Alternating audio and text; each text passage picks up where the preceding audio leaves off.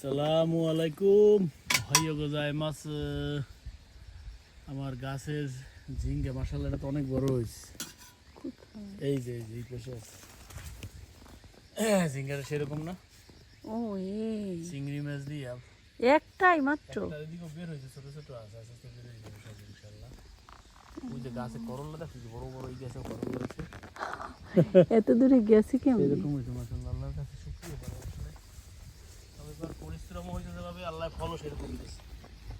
পরিশ্রম যায় ওই গরমের সময়, ঘাস ওঠে। এইটা হয়েছে না সুন্দর, তুমি যেটা পছন্দ করতা। এটা খাওয়া যাবে? খাওয়া যাবে বলতে তোমার